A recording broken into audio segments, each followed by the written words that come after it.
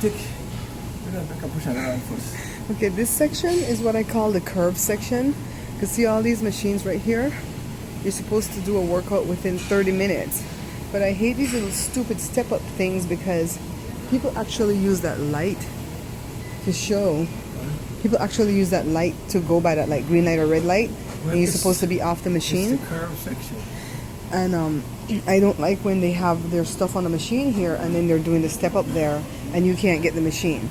So when I come at 5:30 in the evening and they're doing that, I go to a different section. Ready? Yes, I'm ready.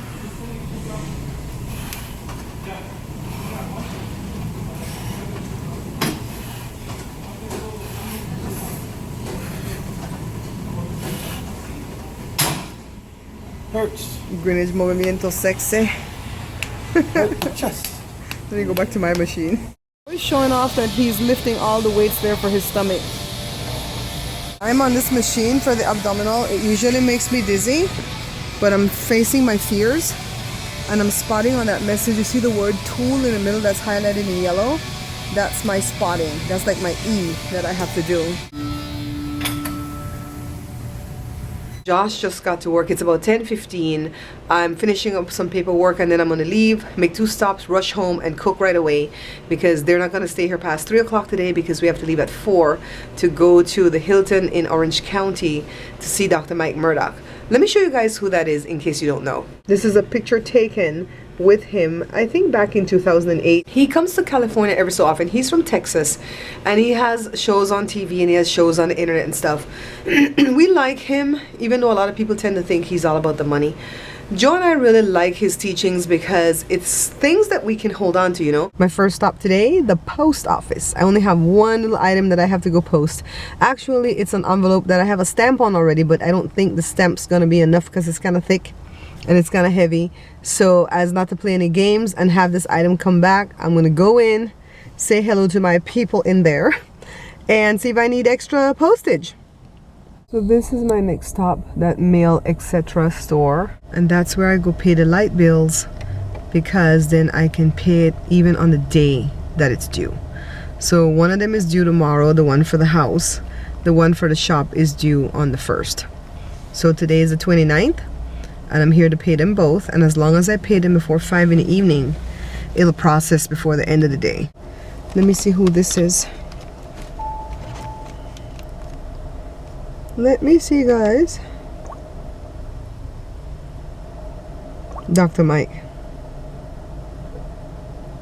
Dr. Mike. He's texting. Well, it's like one of those robot texts to let you know that he's still coming and that he's gonna be at the Hilton tonight and he wants his partners there. So, and he calls you his partner once you've given one donation. So even if you gave like 10 bucks, you're his partner. But I like him. So he's funny when he teaches. He's hardcore, but he's funny. And I know Joe and I are gonna enjoy ourselves tonight. Can you guys see all those big trucks back there? I get so scared at the parking lots where these trucks are. Stupid thing's always beeping. Because I'm always afraid that if the killer is driving one of those trucks, like, you know, Rusty Nail from that one crazy movie, if he's driving one of those trucks and they want to kidnap you, you'd be across state line without anybody knowing. I'm always afraid of those big trucks. I'm always telling Jada, when you go to Food for Less, take a buddy with you because I don't trust these truck drivers. Now you can look a little bit into my crazy mind, right? Alright guys, so Joe just got home from work and look what he brought in from the mailbox. Let me show you guys. See this? No, that was totally unexpected. It's apparently some class action suit that my name was put in against Chase or WAMU or whatever pertaining to our mortgage. We did not expect this at all. We didn't even know we were in the class action suit. But look how God just gave me money out of the sky. Right, Joe? That's right. And I'm like, I just paid all the bills for June and I told Joe, look, we have to finish this job that we're doing at the shop right now because we have to build this guy like around the 6th of July so we can have all the money to pay July and the rest of the coming months. And I was like, oh my goodness, I'm so grateful. I'm so grateful. Let me go show the kids. Can I get some of that seed dough? That's like a hallelujah! You're scaring Wednesday. Mom, you're making her think you're in pain. Yeah, see, she's like, I don't know what to do. I Grandma's don't care what saying, Wednesday think. Hallelujah. sow a seed into your The daughter. blood that Jesus I know, Wednesday, I feel. shed What's that, birthday money? for me. Birthday, Mother. Mom, me Me and Jesus have the same first letter. You know on Netflix they don't So God is so good, Jada. You tell that to my people that watch me. God is good all the time. And all the time. Amen. God is good. Well, Well. preach. Preach, preachers. Go on, Pastor. You better not be making fun of my church mates. What was the song that you did at Jenny's sister funeral again? Right, it's pretty good. Only two. How old were you, Jada? I don't know, like 13, No, you weren't that old. 8, You were young. You were little. 7. 7 or 8. And they put you in front of the casket. I was done. And you. Open casket. Like, what the hell? I got thrown into some horrible situations as a kid. That's because you sing. And you sing so darn good that people ask you to sing everywhere you go. It's I don't kind of wanna like me. I don't want to When sing go at an places, open can you cook? casket. Can you bring food? When I die, you make sure they don't put cement over my grave so I can come back as a zombie. Aye. And But Jory you keep wants me- to be buried face down so he can tell everybody to kiss his A word. Yeah. But you keep me safe, Gotcha. because they'll try to kill me. Yes. You will have guard dogs. Guard Wednesdays. Zombie Wednesdays. Zombie Wednesdays. It's like Who wants to be my favorite child? What do I gotta do? I'm buying people off today. Can I get a hamburger? I can make it rain. Can we get a Make it hamburger? rain. No, I got some. I got some check, yeah? Well, but he's going to Olive Garden. You want a Gatorade? He's going all. I think a burger is more practical than a You Gatorade. notice we have nothing to eat, but he going to Olive Garden, For right? real. Kind of like that. How's that? You guys do a Dr. Mike. Rude. Joshua. You bought groceries this week. I have a shield for like 3 days. Hey, I bought groceries before. Jada took the small car all of last week because her Mercedes doesn't have air conditioning, and she ran it to E. Does this child know that E does not stand for enough? It stands for empty? Goodness. So Joe's like, we might have to like rock the car back and forth to make it to the gas station. And my answer is, I don't push cars no more. No more. I used to have to push old cars all the time. And I've told him, I don't push old cars no more. Too bad, so sad. And he goes, oh well, you're gonna be left on the side of the road. And I told him I got AAA. And I got $500. $500. Did you notice how it's our mortgage, but it's my $500? What are you doing, honey bunny? I don't say that because I don't get the money when it comes. You don't get the money when you come, baby? Nope. You have a bad wife. You should get rid of her. I know. Hmm? I Look at you. I gotta find out why. Joe, you have beads of sweat on your nose. You look like you're in Belize. Yeah, sweat like a pig. It feels like we're in Belize though. It's so humid today that it even drizzled for a little bit. Did you know that? It sprinkled for a little bit when I left the shop today. 0.5 miles, Valley Boulevard. Alright guys, so I'm gonna have to pay attention today to help Joe out because we're using Maggie for the first time. This is Jory's GPS that he gave to Joe because he's using Siri from the iPhone, and this is the first time we're using it. I still brought my backup instructions just in case because I don't want to get lost. Come. What happened? Come. This lighting is beautiful right here, so come. What beautiful lighting right here, guys. So we reached, it's the Hilton in Irvine, and we've come here before for Dr. Mike and they didn't charge parking, and today they're charging parking and it's like $24 for like 3 to 4 hours, and we're gonna be here that long. So Joe's like, don't you validate for Dr. Mike Murdoch? And they're like, yeah, it's discounted down to $14. So there goes my little chump change that I had in my pocket, and Joe is like wanting to have a cow because like, this is highway robbery. You're coming here to the hotel for some business at the hotel and you still have to pay parking. I'm like, you know what? I'm like, you know what? There's a blessing waiting in there for us. And is the man of God worth the $14, or is he not worth the $14? That's the way I choose to look at it. I just got a windfall today. I don't even care if you guys think $500 is not a lot of money, but it's a lot of money to somebody who was not expecting it, okay? I'm thinking of saving it and putting it towards Joe's hearing aids. The hearing aids are $2,000. So I'm just like having just ideas of what to do with this money. So we're gonna go in now, and I don't know what all I can vlog from in there, but I'll try. It's like I've never been saved before my whole life. Never in my life did I think of the Holy Spirit. When I let go of what I can see, God lets go of something I can't see. An uncommon. So I'm really tired because we came back too late from Dr. Mike last night. Then I still had to do my voiceover for the 4th of July cake that I needed to upload last night. What? All right, so look at Joe just taking off his wedding ring. He said he doesn't love me no more. Yeah. Like Nevaeh. Nevaeh is my little cousin, goddaughter, used to say, I don't love you no more. I don't wear a ring, folks. He doesn't wear wedding rings specifically. This is what happened. He started to eat my finger. Wait, let's cross the street. Let me see. Seriously, any? Wait. Give me the ring before you lose it. Okay, show me the finger.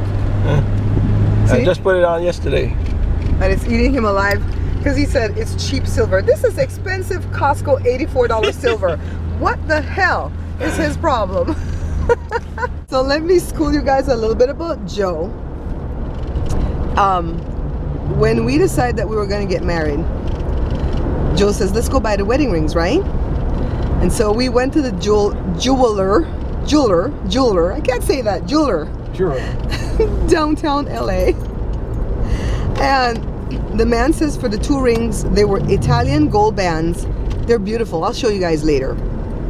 We still have them. And he said $325 for the pair. Now keep in mind, this is back in 1980. He bought it at the ending of 85, and we got married at the ending of 86. And so Joe was like, what? That's too expensive. And he negotiated down to $275 for the pair of rings.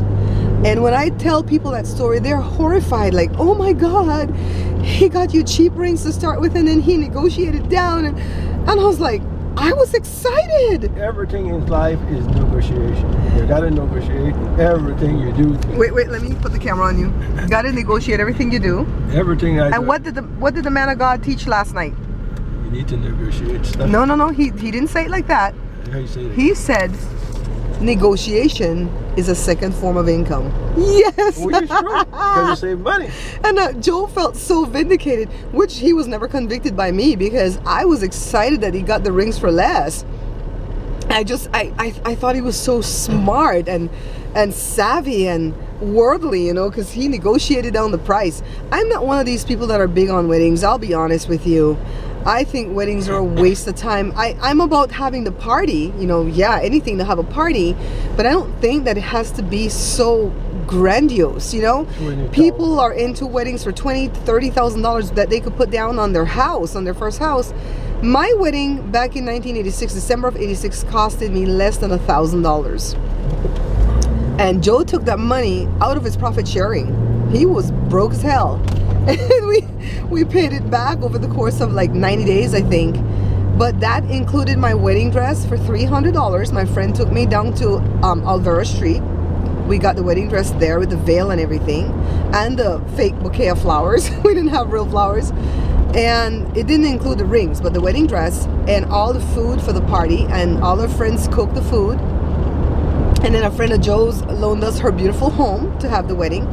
And look, 29 years later, we're still in love and really and truly care for each other. While, you know, my cousin went to a wedding over the weekend, and she was like, oh my God, they wrote their own vows. I'm like, whoop the freaking do, Basil? You want a cookie? Hey, we're still in love, but sometimes I want to pop upside the head. Whatever. So he wants to pop me upside my head, and I want to stab him. Stab! I'm always talking about stabbing people. I better stop. And so I told my cousin, I said, don't let that fool you. I said, they're still the ones that are going to end up divorced quicker than anybody else. And I didn't mean to be so like sarcastic and jaded, but that stuff just gets to me. I don't like to see when people ask, what do you call the thing, get engaged, you know, they get down on one knee in a public place. I'm like, go do that in your room somewhere. Maybe it's because Joe never asked me to marry him. Are you just jealous? Maybe I'm jealous. You never asked me to marry you. Do you realize that? What? You never did. What I did? I'm not talking about even getting down on one knee. You never said the words. What? Babs, would you marry me? You never said that. What I said? You said, at 3 months of us seeing each other, you said, you're the kind of person that I would marry. And that was it. That was it. And then we get married? No, we just, that conversation just kind of lingered like that for months and months and months. And then finally you said, I'm going to go buy the rings. And that's it. But you know what? I don't care. It doesn't bother me.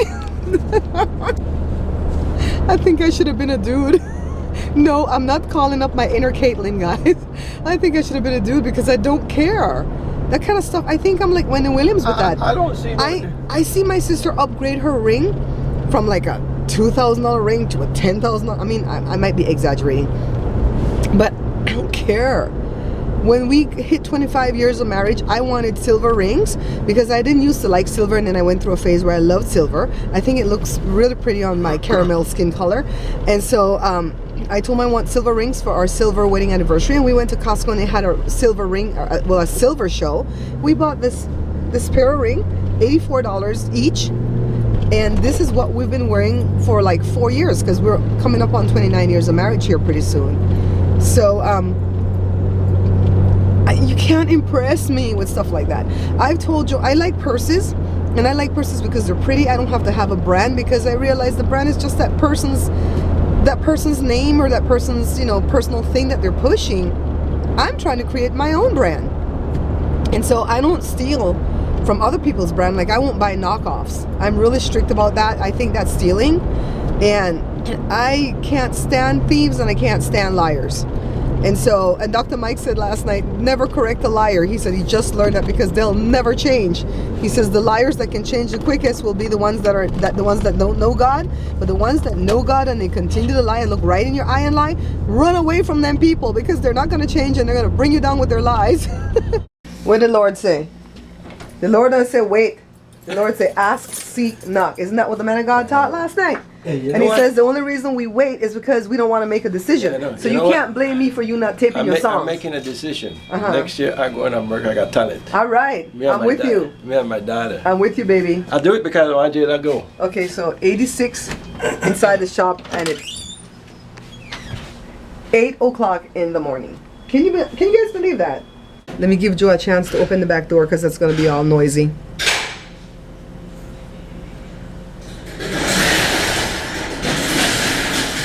You guys know the routine, right? Anywho, there's a lot of stuff that I want to share about what Dr. Mike taught last night, but I'm going to share them over time as I remember them, okay? Because I took a lot of notes. So that's one of them that he said. He says, people like to quote you that scripture that says, wait on the Lord, and those who wait will mount up with wings, or whatever that scripture is. He goes, the Lord never said wait. He says, ask, seek, knock. And the reason why people wait is because they don't want to make a decision. And Joe is the most indecisive person I know. That bugs me about him. But I am so decisive. Even if it's a wrong decision, I'd rather make a decision than not to make no decision at all. But anyways, I don't know if you guys that live here in America is aware of who Dr. Mike Murdock is. You guys can Google him. He's very polarizing to some people because he's one of the prosperity preachers. But I love him because he's matter of fact. I've told you guys before, I like transparent people, and you know, when he prays that prayer at the end that says, if what I'm saying about sowing and reaping is for my own gain, may my tongue cleave to the roof of my mouth, I keep expecting that to happen. But he says it'll never happen because I'm not lying. But anyways, we went to the meeting for 6 o'clock in the evening because that's for pastors, and he doesn't know that we're not pastors. And we went 2 years ago when he said pastors at 6 and regular partners at 7, and the people never left. The 6 o'clock people never left, and we didn't get a good seat. So we went this time and did the same thing they did the last time. We got an awesome seat in the front. We never left. I didn't even go to the bathroom, and I usually have to go to the bathroom every couple of hours. I didn't even go to the bathroom, okay? Well, not every couple of hours, guys, every 3 hours. But anyways, at one point he said, get up and give a few people your cards. Joe's messing around with bottles right now.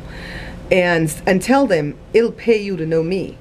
And so I gave Joe my card and I said, go take it to Dr. Mike and tell him that I said it'll pay you to know me. And Joe's like, you go take your own card, blah, blah, blah. He thinks I was being shy. I wasn't being shy. I was being strategic, like my daughter taught me. I want this man to remember who I am. And so we went to see Dr. Mike one time, and he picked Jada out from a crowd. I don't know if it's that red hair, but he knew that Jada went through something health-wise. And he pretty much told Jada to pray for anybody who had skin issues. The whole audience stood up, like 200 people. And he says, baby, don't stop your eyes. Oh, he's dogging the trash. He's dogging the trash. And he says, baby, you're not going to be able to pray for all these people. So what I want you to do is touch them and say, be healed. Jada was shaking because Jada's not used to that laying on hands things. And Jada touched all those people, and I think a bunch of them walked away healed, because Jada and another young lady in the church that's half Belizean were the ones that were healed. You want to say something, babe? Were the ones that were healed when the man of God touched Jada back in 2008. And then Jada started using that cream freederm to maintain, because you have to maintain your healing, maintain your miracle, you know what I mean? And so anyways, Joe at first didn't want to go, but I forced him, and he went up there and he gave the card to Dr. Mike. What did you tell him, honey? Did you tell him what I said? Did you tell him what I told you to say? What I said, I told Dr. Mike, my wife said you need to get to know her. Stop the teacher. He laughed, right? There was a twinkle in his eye. You're messing with your face. Stop poking at your face. You know, dark-skinned people should never poke at their skin because it never heals. When Joshua was a baby, he was so super dark that I didn't allow anybody to scratch his skin. If Jory scratched him, oh, there was hell to pay, because dark-skinned people don't heal from the blemishes. But anyways, Dr. Mike looked at me, there was a twinkle in his eye, and he pointed at me and he says, I'll remember you. And I waved back at him sweetly, and then at the end, everybody was flocking him. And I don't know what it is about men and women of God where the people in the audience feel like they need to go prophesy over them and to show them their skills or whatever. But everybody was doing that at the end. The man needed to go to the airport. He was asking for a ride. He was going to call Uber. Can you believe that? A multimillionaire was going to call Uber. But I think he did that because he wanted somebody in there to be blessed. And I didn't offer up Joe's services to take him to the airport, because even though it was a different direction that we were going to have to go, because he was going to go to LAX, Joe's not really good at directions from that area, from Orange County, and there are a lot of toll roads, and it's not the toll roads where you pay the money then and there, it's the ones where you have to have a sticker, and it wouldn't have been an easy trip for Joe. And I want him to be at his best when he's going to serve the man of God, you know? Let me pull the door, guys. Anyways, as I was saying, I went up to the man and I said, let me come back when the compressor stops, okay? Let me come back when that stops. Anyways, I just went up to the podium and I shook his hand and I said, thank you so much for coming and thank you for inviting me. And that's all I said. The man was in a rush. You have to read the room, you know? And he looked at me, he grabbed my hand and he says, I won't forget you. I'll be praying for you. And I was like, yes. Back to the parking situation. When we got to the gate, they were charging you cash up front at the gate, and they charged us $14. They said that was a discounted validated price. And so he walked in at the same time we walked in, and he says, what's this I hear about people paying for parking? And I'm like, yeah. And then he goes, everybody was like, no, we got a ticket, we're gonna have to pay when we leave. Are you guys gonna validate? And then he's like, did anyone in here pay up front? And I said, I did. And he goes, you paid? And I'm like, well, I figured it was a small price to pay for the wisdom that the man of God's going to impart. And I think even then I made a profound influence on him. And he's like, you're right. You're right. Because I don't know if he remembered meeting Joe and me, you know, from that picture I showed you guys yesterday. I don't know if he remembered that, you know. And he says, you're right. And he goes, I'll be paying for your parking. Because that's like me inviting you to my home for dinner and then asking you to do the dishes. Which a lot of people do that to me too. Mm-hmm. Right, Joel? Don't a lot of people invite us to their home and ask us to do the dishes? Who's that? People. Oh. Remember Dr. Mike said that's like inviting you to his home. Oh, I don't heard that. A lot of people do that to us. They invite us to their home and then they ask us to do the dishes when they're done. Or they'll ask you to bring something. I'm like, you invited me. Why do I have to bring something? Or help go fry the fish. Oh my God. Remember that one time?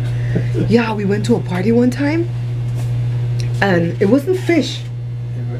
Plantain. Who said help fry? Oh, plantain, yeah. And the person said, huh? The truck heard the call me. You could leave the door, I just locked it because of the compressor. The person said, we need help in the kitchen, so I thought they wanted you to bring out some plates, right? They wanted me to fry plantain. I'm like, I don't know how to fry no plantain in my good dress. I mean, come on already, people. I don't want to smell like smoke. You know, and then another one, they asked me to carve a turkey in my good dress. I don't want to carve no turkey, and I'm vocal about that. Hey, I don't want to do that. I'm an invited guest. I'm gonna take my gift and leave. So, but anyways, it was a wonderful, wonderful night. The price that I'm paying today is tiredness. Didn't fall asleep till like 2. I had to get up at 6. 4 hours sleep is not good for me. I operate on 6 to 7 hours sleep. I've always done so. And if I skip like tonight again with no sleep, tomorrow I'm gonna be crying like a fool. I'm at the bank, guys. I'm actually gonna go in today because I want to make sure this check is legit. Alright guys, I'm leaving the bank. It's so different in there now. They changed out all the live tellers for ATMs or ready tellers. Who knows about ready tellers? That's from the 1980s, isn't that? So I'm heading back to my car. Joe and Joshua both want beef for dinner today. I hate cooking beef on a hot day. I might just brown it on top of the stove and throw it in the slow cooker. You notice I never say crock pot because that's a brand and I'm not giving them no free ads. So anyways, let me get in my car safely. That's pretty much family. So Effie got to go upstairs because she's family. See, my cousin's sitting right here on the bench, and that's Larry, Madeline's son. Effie is the daughter she never had. What would you give me if I give you a blanket? What would you give me if I give you a blanket? Kiss. You think your kisses are all that? And a bag of chips? Because I'm a stick with it. But you ain't got the dip. Thank you for liking and subscribing, and please check out my other 2 channels, the product review channel, Bear Pantry Talk, and the cooking show, The Bear Pantry Show, where you will find over 100 Belizean recipes.